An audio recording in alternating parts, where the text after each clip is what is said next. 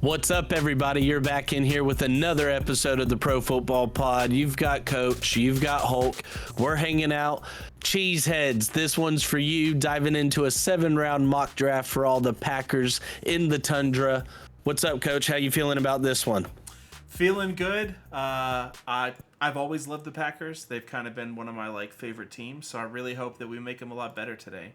That's my. I feel like the Packers, and I don't know if it's like the Midwest thing for them. They're kind of really close to Canada up there in Wisconsin, but the Packers, to me, they're one of those classic teams. They're kind of the opposite of the Cowboys. Like, I feel like growing up, if you didn't root for the Cowboys, you rooted for the Packers. I can never find myself hating the Packers. I mean, Aaron Rodgers is my favorite player for a long time, and part of it was the Packers, but part of it was just the grittiness. You know, they play in the worst elements. I feel like their biggest mistake is that they still haven't put a dome on their stadium. They had back-to-back Hall of Fame quarterbacks. Would it be Green Bay if they had a dome? I fully agree with you and understand what you're saying, but it does take away that aura of the frozen tundra. Yeah. If you have a dome on it. That's correct. Now, Packers are picking pretty late. We're going to slow it down a little bit and see if we can find some value in the first round to potentially trade up, but I don't think that they're going to. We know that they're not taking receiver in the first, so we're going to get it started now. Caleb goes. But, they don't take receivers in the first round. They also have Romeo Doubs. They've got Christian Watson. They got Jaden Reed. Their receiving core is very good. They got Luke Musgrave last year. They do have a lot of holes, though, on the defensive side, especially in the secondary, which I think can get filled up right here. Agreed. And, I mean, really, they lost John Runyon off as offensive guard. They lost Darnell Savage as their safety, but they did bring in Xavier McKinney to replace him. Lost Aaron Jones, which as a personal, that hurts because I love getting him in fantasy for the Packers every year. Yeah. Brought in Josh Jacobs to replace him. So, yeah, I'm with you here. It's not too many holes because they do have a very young roster, but that offensive line needs some work to it for sure, and that defense. So, I mean, we've got a lot of picks to work with here, and we've got a good bit of holes to fill as well. So, I mean, I know I just said actually not many holes, but looking at it more, we've got some stuff. Nate Wiggins just went. Cooper DeJean just went. DeJean. Terran Arnold. Knicks to the Steelers? Yeah, that makes 0 sense. That pisses me off. Come on, PFF. 0 sense. So Kool-Aid's still there. As the top corner, and that's this is right around where he's expected to go. We lost out on Nate Wiggins, Cooper DeJean, and Terrion Arnold in the past 4 picks. So that hurts. What Rasheed Walker's solid for him at offensive tackle. What offensive tackles are still there? Pull up O-line in general. So Emeritus Mims is still on the board. JPJ is still there.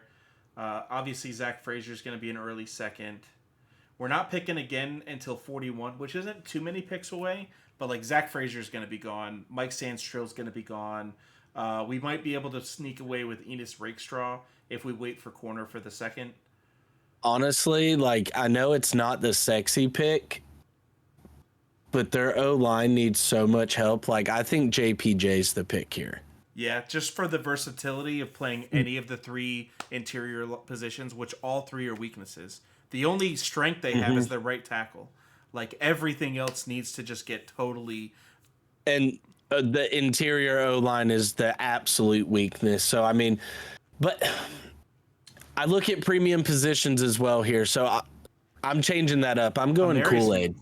Okay, over Mims. I mean, we're decently high on Mims. Mims has fallen quite a bit. I know that Tyler Guyton just went. I think that Kool-Aid's a great pick, but seeing Mims still there, I might be willing to take an Enos Rakestraw in the second round. And we pick again at 58. Scroll down towards 58 in those ranks and see what we're looking at there. TJ potentially. Tampa might still be there. Kamari Lassiter is going to be there. All right, we're good because we can always target. I've got some targets there for us in the next couple picks. So yeah, Mims. pull the trigger on Mims. He's too good of a talent to pass up here to put on And your coming offensive from a line. team like what he's coming from, I mean, we're gonna increase the speed a little bit here. Kool-Aid went to the Yes. Bills. JPJ went to the Patriots. All right, so now we have the Jets pick in the second round. Xavier Leggett just went. Troy Franklin. Jerson Newton went in the second round. That's crazy. That's insane to me. This There's guy no is way. so good. Now Mike Sanders is still there. He is, but for me, Zach Frazier. I'm between Zach Frazier and Tyler Nubin. And I really lean Tyler Nubin because yes, they brought in Xavier McKinney, but they really need help at safety. And Tyler Nubin is far and away the best safety in this class to me. He also looks like he could be the He's potential strong from- safety. He's from Minnesota. He's used now. I know Minnesota, the Golden Gophers play in a dome, but he is used to playing up north there. He's used to that element. He doesn't miss games. Like, yeah, I mean, I love Zach Frazier, and I'm fully on board if that's where you want to go with it, because he to me also just kind of fits the Packers mold of what. But then again, we're also going back-to-back offensive linemen as well, and I think I have a target for us with the next pick on O-line. So go Tyler Nubin here for us. Let's do it. I think he's too good to pass up. And if he's still there, 58 is going to be an absolutely just run it in easy pick. Pull up. He's gone. No, he's there. Christian Haynes. Yeah, I love it. We've been taking him in quite a few drafts, but this guy's a total beast to get in the second round. That's my thing for him. Like, I'll take him in every draft if he's there, because the dude is going to come in and be a potential starter for you, and you're getting him late second, early third. Like, come on. So, running back isn't like a huge need for them because they have Jacobs, but Jacobs is also 29 years old. So I would like to look maybe Braylon Allen. Braylon Allen, Wisconsin. Keep him home. I love that. Yeah. So we can wait until we can do another 2 picks and then hope he's there at 126, or we could do maybe a trade back at 91, trade back to like 115 or 120, see who wants to trade there. Yep. Pull up the cornerback list for us. Renardo Green. I know we're higher on Jerry and Jones, but Renardo Green, scouts are much higher on him as far as his athleticism goes. Yeah, I love Jerry and Jones, though. I just love those grades so much. I mean, again, didn't have great games against the best. Like LSU did good. Miami did decent. Wake Forest did good. But I always take a grain of salt with these PFF grades because they're very subjective as well. So for me, I am personally higher on Renardo Green. I mean, you're looking at the ranks here as well. This is right in his wheelhouse. Yeah. And there is a slight drop to the next level of corners. So I lean Renardo Green. We've been passing on corner here the last couple. And the big thing too is outside of Jair Alexander, they need so much help at corner. Like, it's one of their worst graded positions. I think we pull the trigger. We're taking Renardo Green. We get to pick again. Cooper Beebe just went. That's actually unfortunate. I would have loved some Cooper Beebe in the third. Yeah, so we've got our tackle, we've got our guard. We're looking great there on the O-line. Wide receiver, we're not looking at all. We got corner. Give me linebacker and defensive interior. And edge. Because they've got Preston Smith there, but he's getting up there in age. Our boy Javon Solomon is still there. 6'2", 245, total athletic beast. Just across the board. He only had like 2 bad games.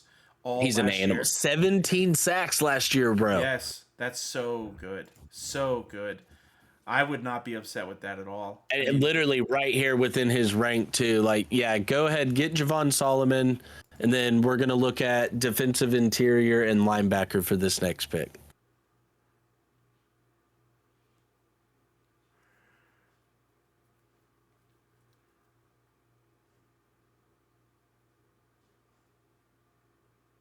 Do do do do do do do do Braylon do Allen went do. 2 picks before us. Oh, That's racist. I would have loved to get some Braylon Allen. Sorry, Packers Now, Nation. Isaiah Davis would be a great consolation, but like we said, they brought back AJ Dillon. They've got Josh Jacobs. I don't think they're looking at running back here, especially with all the, like we said, the holes on their defense that they've got to fill out. Yeah, bring up defensive interior linebackers for us. We pick again at 169. So a lot Tommy of these Eichenberg guys is still there. Had a really good 2022, but 2021 and 2023 just didn't really show up as much. It's why he's still available here in the fourth. inconsistency. Yeah. So 169, scroll down to 169 on this list. So if we pass on somebody, we know who might still be there. JD Bertrand, Steel Chambers. Okay, I like what I'm looking at there. Logan Lee at 195, but we pick Barrett, and we pick again at bit of a 202. prospect. So like Barrett, Logan Lee, those guys might still be there. All right, scroll up, scroll up, scroll up. So me personally, with the system they running a 3-4, I think Dwayne Carter is the pick here. Yeah. I mean, look at that. Because I like what we can get at linebacker with our next pick. All right, let's do that.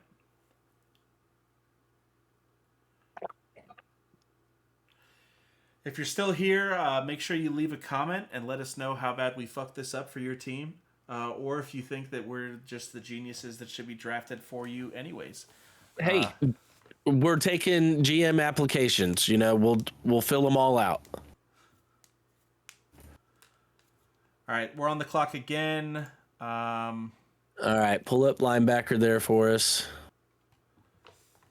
All right, I like JD Bertrand and Steel Chambers. Bertrand to me is the guy I'm going with over Chambers. Yeah, he's 6'1", 233, so he's not your prototypical size of linebacker, but we're also seeing in today's day and age that doesn't necessarily matter. My thing is yeah, He's when had you a compare, much better career. that's what I'm saying. I like Bertrand over Steel Chambers here, and when you look at his coverage grade. His run defense grade is great, pass rush grade is great, coverage grade is great. Yes, he might be undersized, but also look at the rise in his grades each year. Yeah, that's what you want. I mean, and look at this past year. I mean, And that's he top doesn't 20. he doesn't miss games. He's clearly played starter snaps each of the last 3 years. Like, so yeah, for me, Bertrand's an easy pick here in round 5. Let's do that. So what other needs do we still have to fill? We've got 4 more picks to go. Another defensive interior pick maybe wouldn't be too bad. We could look O-line again. We've gotten a center and a tackle, but we don't have any guards. Honestly, Michael Barrett still being there and loading up on linebacker and back-to-back picks would not. I mean, both of their linebackers are so weak. Yeah, now Quay Walker, he's still young. We're still, hoping he gives us what they thought they were getting with him out of Georgia. But for me, like, I'm all for doubling up here because you can never have too many linebackers, in my opinion. We've also got Curtis Jacobs down there. We pick again at 219. He'll be gone by then, most likely. Oh, yeah, he'll for sure be gone by then. Yeah, he's going to Philly at 210 if we wait. Now, pull up So this is just the overall board. All right, yeah, pull up interior O-line just to see. Okay, yeah, huge drop off. Yeah, big, and it's a bit early. Dylan McMahon at 245. If he's there, that's my pick. I'm just gonna go ahead and throw that out there. So yeah, like I said, I like the Michael Barrett. Yeah. Let's take a look at him. Show the people what we're looking at. He's Show the 6 foot, people. 239. So he's Again, athletic, build. undersized, but look at the pass rush grade, the run defense grade, the coverage grade, the increase in grades each season. He's played every game in the past 2 seasons. Like 2021, obviously looking at the defensive snaps, he was kind of just getting his beak wet and feeling the waters a little bit. And then 2022 came on strong as a starter, and then 2023 had a great season. Jim's loved this guy. Like, he's loved him the last 2 years. Yeah. I think go ahead and do it.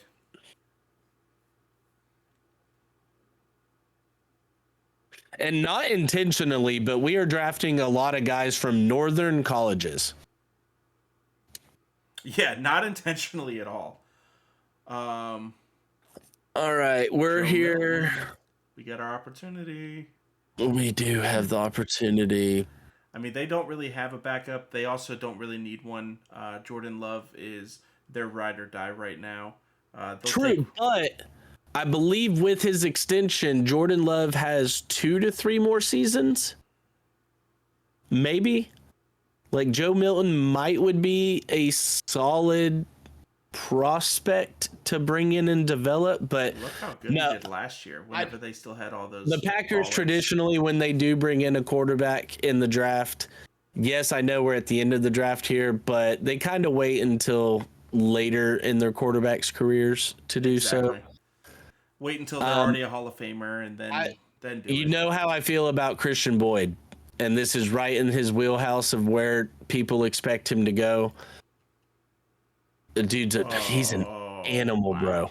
And like I said, we need defensive interior as well with what they run in that 3-4 defense. Christian Boyd's my pick here. And then, like I said, I like Dylan McMahon with the next pick at 245 if he's there.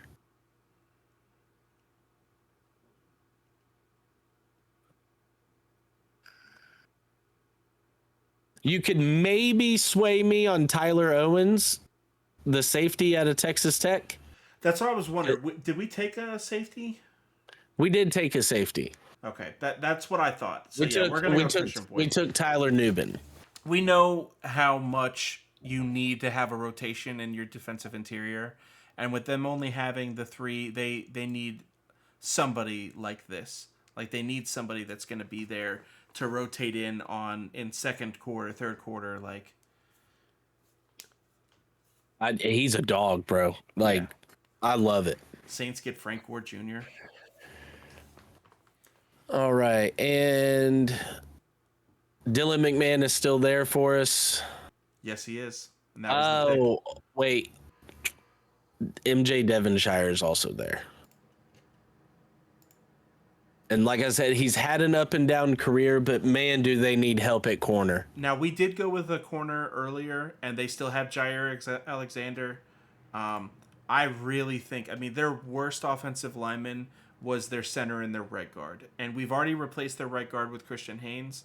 But, I think we know Dylan McMahon is not going to start this year, but he could be a developmental guy. And when you look at Josh Myers, their current center, they drafted him in 2021 and in the second round, but it's, 33rd out of 39 centers, 26 out of 36, 28 out of 36. There's a lot to be desired there. You're picking in the 7th round, so even with this pick, you're not expecting the guy to come in and immediately start. But I do agree, Dylan McMahon is a great developmental prospect if they decide to move on from Josh Myers in the future. And just to give him some depth at the position, that's obviously a big issue for him. So we're gonna go Dylan McMahon. MJ Devonshire went to the Texans. Damn them. All right, and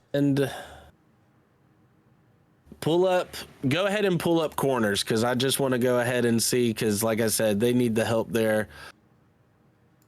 Tarheeb still really, really like Josh Wallace's game. I was gonna And say, man, with 6 the foot last 190. with the last pick here, Played some snaps at the slot, but mostly on the outside. look, hey, I want you to look at 2021 and 2022 on Josh Wallace. The Yeah. man played snaps at defensive line. Wow. Wow. Now At that's 6 foot. very well just by him lining up on the line of scrimmage for like blitzing purposes, but Still. And nevertheless, dude, look at that zone coverage grade. Like, run defense grade. I mean, across the board in the Now, 7th round to get a player like this. for 2 the sake picks of before the end. comparison, pull up Tarheeb still real quick, just so the people can get a look at what we're comparing it to. I mean, this is not as impressive at all. Not even as he played a lot more in the slot in his first 2 years. So, but he was Missed some games god-awful. last year, leaves a lot to be desired there. Coming out of Maryland, playing in the Big Ten. You know, Big Ten kind of thrives themselves on bully ball and defense, which Josh Wallace also played in the Big Ten. I know a lot of people are high on AJ Woods, but for me, like Josh Wallace is kind of, it's the last pick, the third to last pick of the entire draft. Exactly. Shoot your shot. Yeah, we're taking Josh Wallace. Hey, cheeseheads, if you're still with us, like, comment, subscribe, hit that notification bell for all future episodes. Join the PFP family. 500 subscribers, we're going to dish out a free jersey to somebody. Let's dive in and see what we got here. All right, so first pick, we took Amarius Mims at 25. Coach swayed me on that one, but I do like the pick because we turned around and got Tyler Nubin in the second. We were able to get Christian Haynes as well in the second at pick number 58. AAB on those first 3 picks. Now, YPFF is saying we should have drafted Michael Penix Jr. instead of Christian Haynes.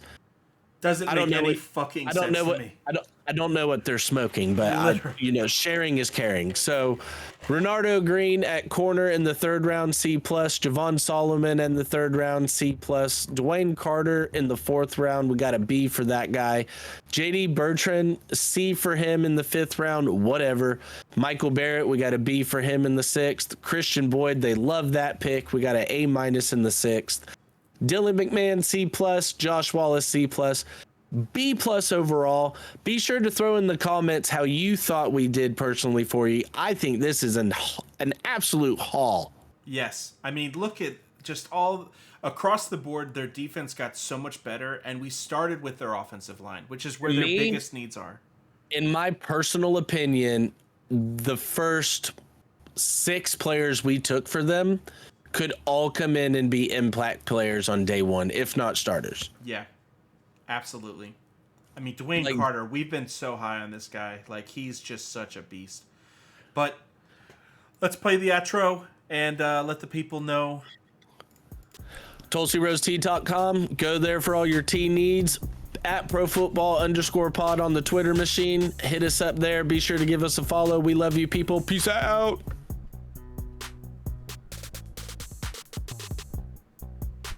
Man, that's some good looking cheese right there. Isn't it?